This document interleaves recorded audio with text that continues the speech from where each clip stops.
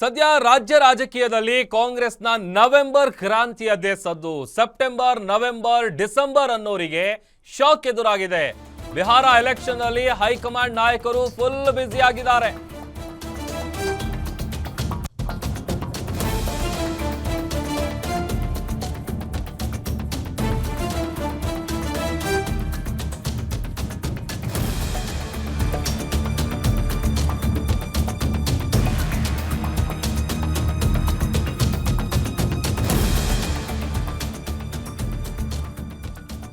Bihar election ನಲ್ಲಿ high command ನಾಯಕರು full busy ಆಗಿದ್ದಾರೆ. ಬಿಹಾರ ಚುನಾವಣೆ ಬಳಿಕವೇ ಮಾತುಕತೆ ಅಂದ್ರ ಖರ್ಗೆ ಅವರು, ಆ ತರದೊಂದು ಪ್ರಶ್ನೆ ಮೂಡ್ತಾ ಇದೆ. ಬಜೆಟ್ ಮಂಡನೆವರೆಗೂ ಕೂಡ ಸಿಎಂ ಸಿದ್ದರಾಮಯ್ಯ ಸೇಫ್ ಆಗ್ತಾರಾ? ಸಿಎಂ ಸಿದ್ದು ದಾಖಲೆಯ ಬಜೆಟ್ ಮಂಡನೆಗೆ ಹೈಕಮಾಂಡ್ ಅಸ್ತು ಅಂದಿದೆ.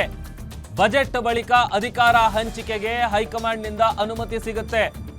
ಬಜೆಟ್ ಬಳಿಕವೇ ಅಂದ್ರೆ 2 ವರ್ಷಕ್ಕೆ ಮಾತ್ರ ಸಿಎಂ ಆಗ್ತಾರ ಡಿ.ಕೆ. ಶಿವಕುಮಾರ್ ಅನ್ನುವಂತಹ ಪ್ರಶ್ನೆ ಇದೆ. ಯಾಕಂತಂದ್ರೆ ಆರಂಭದಲ್ಲಿ ಅಧಿಕಾರದ ಚುಕ್ಕಾಣಿ ಹಿಡಿಯುವಂತ ಸಂದರ್ಭದಲ್ಲಿ ಹೈಕಮಾಂಡ್ ಲೆವೆಲ್ ನಲ್ಲಿ ಚರ್ಚೆ ಆಗಿದ್ದು 2.5 ವರ್ಷ ಸಿದ್ದರಾಮಯ್ಯ ಅವರು, 2.5 ವರ್ಷ ಡಿ.ಕೆ. ಶಿವಕುಮಾರ್ ಅವರು. ಬಟ್ ಆದ್ರೆ ಸಿಎಂ ಅವರು ಕೂಡ 3 ವರ್ಷ ತುಂಬಲಿ ಅಂತ ಹೇಳ್ತಾ ಇದ್ರು. ಒಂದ್ ಕಡೆ ಸಂಪುಟ ಪುನಾರಚನೆಗೂ ಕೂಡ ಅವರು ಒಲವು ತೋರಿಸ್ತಾ ಇರಲಿಲ್ಲ. ಹೀಗಾಗಿ ಕೇವಲ 2 ವರ್ಷಕ್ಕೆ ಮಾತ್ರ ಮುಖ್ಯಮಂತ್ರಿಗಳು ಆಗ್ತಾರಾ ಡಿ.ಕೆ. ಶಿವಕುಮಾರ್? ಸಿಎಂ ಸಿದ್ದರಾಮಯ್ಯ ಅವರು 3 ವರ್ಷ, ಸಿಎಂ ಡಿ.ಕೆ. ಶಿವಕುಮಾರ್ ಅವರು 2 ವರ್ಷ ಸಿಎಂ ಆಗ್ತಾರಾ ಅನ್ನುವಂತಹ ಗುಸುಗುಸು ಚರ್ಚೆಗಳು ಕೂಡ ರಾಜಕೀಯ ಪಡಸಾಲೆಯಲ್ಲಿ ಕೇಳಬರ್ತಾ ಇದೆ.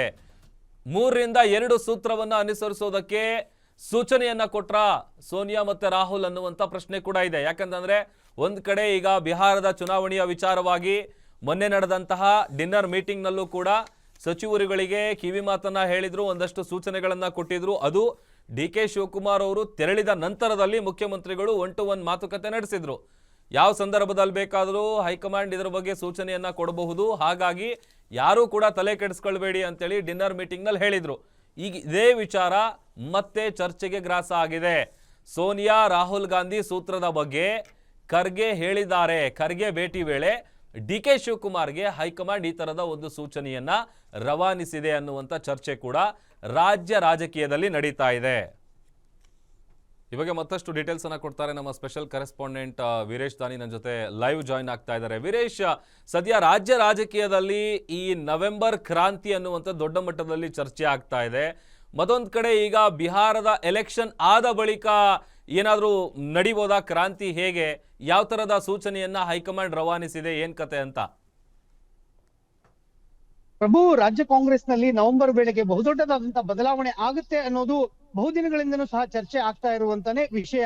ಆದ್ರೆ ನವೆಂಬರ್ ವೇಳೆಗೆ ಸಿಎಂ ಸಿದ್ದರಾಮಯ್ಯನವರು ಮುಖ್ಯಮಂತ್ರಿ ಹುದ್ದೆಯನ್ನ ಸಿಎಂ ಡಿ.ಕೆ. ಶಿವಕುಮಾರ್ ಅವರಿಗೆ ಕೊಡೋ ವಿಚಾರಕ್ಕೆ ಸಂಬಂಧಿಸಿದಂತೆ, ಅಧಿಕಾರ ಹಂಚಿಕೆ ವಿಚಾರಕ್ಕೆ ಸಂಬಂಧಿಸಿದಂತೆ ಹೈಕಮಾಂಡ್ ನಾಯಕರು ಇದುವರೆಗೂ ಸಹ ಯಾವುದೇ ರೀತಿಯಾದಂತಹ ಸ್ಪಷ್ಟವಾದಂತ ನಿರ್ಧಾರವನ್ನ ತೆಗೆದುಕೊಂಡಿಲ್ಲ.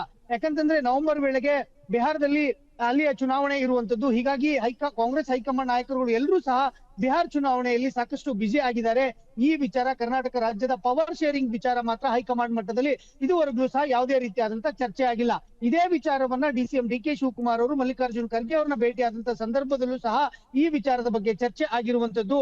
ನವೆಂಬರ್ನ ಬಿಹಾರ ಚುನಾವಣೆ ಬಳಿಕವೇ ರಾಜ್ಯ ರಾಜಕಾರಣದ ಬಗ್ಗೆ ಮತ್ತು ಅಧಿಕಾರ ಹಂಚಿಕೆಯ ಬಗ್ಗೆ ಚರ್ಚೆಯನ್ನ ಮಾಡ್ಲಿಕ್ಕೆ ಎಐಸಿಸಿ ನಾಯಕರುಗಳು ಮುಂದಾಗುವಂತ ಸಾಧ್ಯತೆಗಳು ದಟ್ಟವಾಗಿರುವಂತದ್ದು. ಹೀಗಾಗಿನೇ ಸಿಎಂ ಡಿ.ಕೆ. ಶಿವಕುಮಾರ್ ಅವರಿಗೆ ನವೆಂಬರ್ ವೇಳೆಗೆ ಸಿಎಂ ಸ್ಥಾನ ಸಿಗೋದ್ರಲ್ಲಿ ಸ್ವಲ್ಪ ಮಟ್ಟಿಗೆ ಡೌಟ್ ಇರುವಂತ ಸಾಧ್ಯತೆಗಳು ದಟ್ಟವಾಗಿ ಕಂಡು ಬರ್ತಾ ಇದೆ. ಯಾಕಂತಂದ್ರೆ ಬಿಹಾರ ಚುನಾವಣೆ ಬಳಿಕವೇ ಕಾಂಗ್ರೆಸ್ ಹೈಕಮಾಂಡ್ ನಾಯಕರು ಸ್ಪಷ್ಟವಾದಂತಹ ನಿರ್ಧಾರವನ್ನ ತೆಗೆದುಕೊಳ್ಳಲಿಕ್ಕೆ ಮುಂದಾಗ್ತಾ ಇದ್ದಾರೆ. ಹೀಗಾಗಿ ಸಿಎಂ ಸಿದ್ದರಾಮಯ್ಯನವರು ಮುಂದಿನ 6 ತಿಂಗಳ ಕಾಲ ಬಹುತೇಕವಾಗಿ ಸೇಫ್ ಆಗಿರುವುದು ಸ್ಪಷ್ಟವಾಗಿ ಕಂಡು ಬರ್ತಾ ಇದೆ. ಯಾಕಂತಂದ್ರೆ ಸಿಎಂ ಸಿದ್ದರಾಮಯ್ಯನವರು ಮಾರ್ಚ್ ವೇಳೆಗೆ ಬಜೆಟ್ ಅನ್ನ ಮಂಡನೆ ಮಾಡಬೇಕಾಗುತ್ತೆ. ಬಜೆಟ್ಗೆ ಬೇಕಾಗಿರ್ತಕ್ಕಂಥ ಎಲ್ಲ ತಯಾರಿಗಳನ್ನ ಡಿಸೆಂಬರ್ ನಿಂದಲೇ ಆರಂಭ ಮಾಡ್ತಾ ಇದ್ದಾರೆ. ಹೀಗಾಗಿ ಸಿಎಂ ಸಿದ್ದರಾಮಯ್ಯನವರು ದಾಖಲೆಯ ಬಜೆಟ್ ಅನ್ನ ಮಂಡನೆ ಮಾಡಿದ ಬಳಿಕವೇ ಸಿಎಂ ಡಿ.ಕೆ. ಶಿವಕುಮಾರ್ ಅವರಿಗೆ ಅಧಿಕಾರವನ್ನ ಬಿಟ್ಕೊಡ್ತಾರಾ ಅನ್ನೋ ಒಂದು ಚರ್ಚೆಗಳು ಇದೀಗ ಶುರುವಾಗಿರುವಂತದ್ದು. ಪ್ರಭು, ಓಕೆ, ಥ್ಯಾಂಕ್ ಯು ವೀರೇಶ್ ನಿಮ್ಮೆಲ್ಲ ಡೀಟೇಲ್ಸ್ಗಾಗಿ. ಸದ್ಯ ರಾಜ್ಯ ರಾಜಕೀಯದಲ್ಲಿ ಕೇಳಿಬರ್ತಾ ಇರುವಂತಹ ವಿಚಾರ ಏನು ಅಂತಂದ್ರೆ, ಒಂದ್ ಕಡೆ ಈ ಎಲ್ಲ ಚರ್ಚೆಗಳಿಗೆ ಪುಷ್ಟಿ ಕೊಡುವಂತೆ ಯತೀಂದ್ರ ಸಿದ್ದರಾಮಯ್ಯ ಅವರು ಹೇಳಿರುವಂತಹ ಆ ಹೇಳಿಕೆ ಕೂಡ ರಾಜ್ಯ ರಾಜಕಾರಣದಲ್ಲಿ ದೊಡ್ಡ ಮಟ್ಟದ ಸಂಚಲನ ಮೂಡಿಸ್ತಾ ಇದೆ.